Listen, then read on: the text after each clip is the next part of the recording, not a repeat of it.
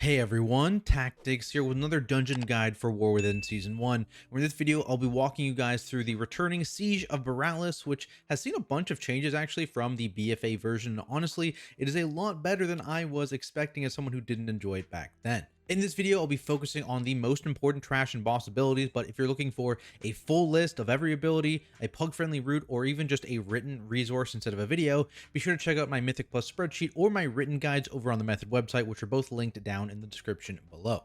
Now, let's get into the trash here, where, as a note, no matter what your faction is, when you zone into this dungeon on Mythic or Mythic Plus difficulty, it's going to put you in the Alliance version. If you don't know what that means, it's basically just making the routing of the dungeon a bit more consistent. Now, trash. Let's start with the main caster in the first area, and that is the Iron Tide Wave Shaper. Their priority interrupt is the Watertight Shell. This buffs a mob with a magic buff, so you can purge it off if you miss the kick, and it basically explodes after 10 seconds, stunning all players and dealing some heavy damage. So make sure you interrupt this or use a magic purge to get rid of it.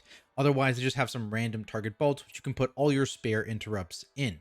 Black Tar Bombers are also in this area. They also have some random target damage, so this is not interruptible, so you just have to deal with it. And they also spawn fire puddles on the ground, so make sure you are avoiding those. One of the main lieutenant mobs in this area are the Iron Tide Raiders. These guys have a pull-in with Iron Hook, which also deals some damage, and it's usually followed up by an AoE around the mob. So make sure when you get pulled in, you are immediately moving away from the mob to avoid that AoE. This is also kind of problematic when combined with these Scrimshaw Enforcers who have a tank-targeted frontal. So again, tanks, make sure you're pointing these guys away from your group, and watch that Iron Hook. If a frontal is pointed through you, make sure you move. After clearing your way through this area, you'll find the first boss, Chopper Redhook, who is joined by a couple different adds on pull, the Iron Tide Powder Shot and an Iron Tide Cleaver, which he spawns more of throughout the course of the fight. Tanks, make sure you grab these guys, and specifically make sure you're pointing those cleavers away from your group, as they have the heavy slash attack, which is a frontal line targeted at you, which you can also avoid.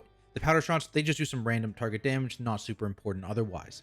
For the boss himself, he's actually not tankable. Instead, he uses the On the Hook ability to fixate a random player for 20 seconds at a time. And if he ever finishes this channel, he'll grip in all players with that Iron Hook ability we just mentioned earlier, and then follow that up with the Gore Crash ability, which is an AoE hit that deals additional damage to any nearby player. So again, you want to make sure you are running away as soon as you get pulled in. Players can also interrupt this channeled fixate early by kiting the boss through one of the heavy ordnance bombs that spawns randomly throughout the room. This will also stun the boss and put a 50% damage taken increase on him for 10 seconds, so make sure you have damage ready to make use of that window. When these bombs spawn, they will remain on the ground for about 50 seconds, noted by a timer above them, and then they will explode, dealing heavy damage to the party. So you want to make sure you have the boss soak as many bombs as possible to get those damage amps. Then for any remaining bombs, you can have the tank either kite the cleavers into the bombs, causing them to soak it, or in a pinch, the tank can just use a defensive and soak it themselves.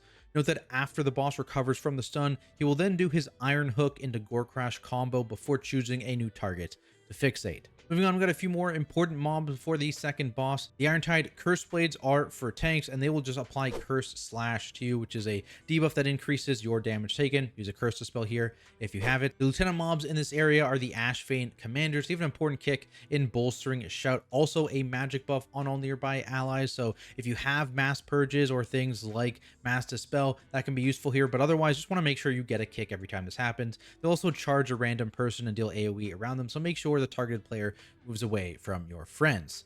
Ashvane Spotters are also in this area, and they're an important lieutenant mob as they will debuff a random player with sighted artillery. This just spawns 8-yard circles under them every 2 seconds for 6 seconds, and you can put 2 of these on top of one spot before needing to move here. Also note, this no longer deals damage to any trash mob, so don't try and kill other mobs with it. Also know that this spotter mob will randomly sometimes try and run away if you don't keep a root or snare on it, thanks to the Bounding Retreat passive, so be aware of that. Potentially could pull some extra packs if you aren't careful.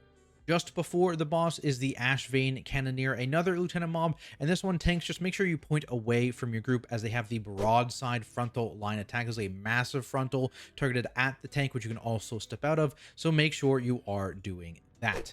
Outside of the trash in this area, a bit before and immediately after the second boss, you'll be faced with a small gauntlet where mobs fire at anyone within line of sight before needing to reload. When coming up to these events, either use speed boost to get through them quickly, ending the gunfire, or use the nearby boxes to hide out of line of sight until they need to reload. Then we've got the Dread Captain Lockwood fight, which is a boss where tanks will want to be in melee as often as possible, as otherwise she will cast Gut Shot on random players, which deals pretty heavy damage and something you'll want to avoid. If you are targeted by this, make sure you do use a defensive. To make this a bit more annoying, if you don't keep a slow or root on the boss, she sometimes jumps away thanks to the evasive passive, very similar to the spotters that we just mentioned. So be ready to close the gap here, tanks, if this ever happens. Outside of that, there's the tank targeted frontal in Clear the Decks. Tanks also need to make sure the boss is facing away from your group. For some party damage, Fiery Ricochet targets a random player and then bounces, debuffing 4 total players with a dot. So healers, just be ready to keep everyone topped when this happens. Then her last in-phase ability is Mass Bombardment, which is similar to that Sighted Artillery, again from the spotters we mentioned earlier, except this one targets every single player in the group, again spawning an AoE under them every 2 seconds. So to minimize movement here, once again, you want to try and place 2 circles on top of one spot and then move. Plus, if you're trying to maximize the total amount of safe space, you can have melee players and you can have ranged players stack up on top of each other and move together. This boss also does have an intermission phase here, which triggers at 66 and 33% health.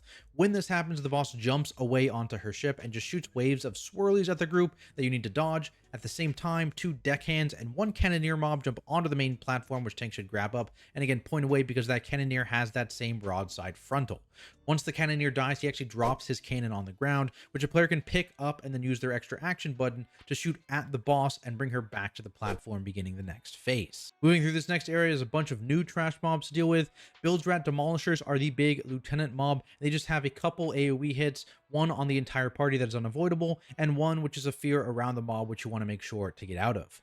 For casters, Bilgerat Pillagers occasionally cast Stinky Vomit. This is on a random target and applies a disease to them. So if you have kicks here, you can put it on this. It's the second highest priority kick. Otherwise, you can just use a disease to dispel the dot. The highest priority kick actually comes from the Bilgerat Tempest, and this is the Choking Waters cast, which is also a magic dot and silence on the target. So again, priority interrupt this, but if it doesn't target your healer, you can use a magic dispel to remove it as well. Outside of that, these guys have a random target bolt ability, so any spare kicks not in those past 2 abilities can be put into this. The Buccaneers in this area have Banana Rampage, which I'm sure is going to get a lot of people killed. Basically, they have a small AoE around themselves, which also then throws a banana somewhere that will stun anyone who touches it. So you want to make sure you walk carefully through the banana minefield that fills up a large portion of the hallways you'll be running through in this trash area. Continuing, we have the Bilgerat Cutthroat, who has another tank-related ability in Rotting Wounds. This is a nasty healing reduction and dot on the target, so make sure you have a disease dispel ready for your tanks when this goes out. Snipers are up in this area, and they honestly aren't too dangerous on their own, but the problem is there's some packs that have multiple of these guys, and when they cast the Ricochet ability, this deals very, very heavy physical damage to the target, so just be aware if you're targeted by multiple snipers at once. Finally, Ashvane Invaders are later on in the dungeon, and they will buff themselves with Stinging Venom, causing their auto attacks to apply a stacking poison to their target for 10 seconds. So again, tanks here need to be careful of this poison dot and use a dispel on them when they get to high stacks. From there, we've got the last 2 bosses back to back, and so let's start with Hadal Darkfathom. This boss is the most like its BFA counterpart with only a few notable mechanics. First, you've got Breakwater, and this spawns a swirly under all 4 non-tank players, which turn into puddles after a short delay, also dealing damage to the entire group. Watch your positioning for this ability, as you want to make sure that you have some safe space with no puddles around the statue in the middle of the room. For tanks, there's a frontal line attack and Crashing Tide, so once again, you want to make sure this boss is faced away from your group and then step out of the effect yourself. Finally, at full energy, the boss uses Tidal Surge, and this spawns waves on one side of the room that sweep across it after a few seconds, dealing lethal damage to anyone hit, though this can be avoided by using that statue in the middle of the room as line of sight, which is why you want to keep it clear. A new change here is that this will now spawn a second set of waves a few seconds after the first set of waves spawns, so you need to be ready to quickly rotate around the statue to LOS that second set of waves after the first one is safely past you. Also, before these waves spawn, make sure you're not standing on the edge of the room, as the waves can spawn on top of you and instantly hit you. Tanks, you also want to be aware sometimes that the boss will cast his frontal line ability between the 2 wave spawns as you're trying to move to the second LOS spot, so don't point the boss towards the safe spot. Otherwise, the fight just kind of repeats. That brings us to the final boss, which you can get to after running through a short gauntlet full of swirlies. For this encounter, you're actually going to be fighting 2 tentacles on 3 different platforms instead of a singular boss mob. So if you're able to multi-dot these 2 tentacles, which are fairly spread out, that is a benefit. There are 2 types of tentacles to deal with here, where one of each type spawns when you get to a new platform. The priority mob is the demolishing terrors. Tanks, you always need to be in melee of these guys, otherwise they'll use the hull cracker party hit, which is bad news. To be a bit more annoying, these guys also have a party hit and knockback in slam, so you need to get ready to move back to these mobs ASAP. In terms of other damage on the fight, Putrid Waters is a magic dot that goes out on 2 players and deals damage in an 8-yard AoE around the target when dispelled. This also knocks back anyone hit extremely far, so when you get this, you want to make sure you move away from your friends and quickly get dispelled to reduce the party damage intake. Of course, only 1 magic dispel in most groups. If you have a second one, great, but if you only have the one, the person who is not dispelled will need to make sure they are using a defensive as needed, especially if their dot overlapped with one of the slam casts, as that is the highest moment of damage. Outside of that, the boss occasionally uses Call of the Deep, and this just spawns several swirlies all over your current platform, which you need to avoid.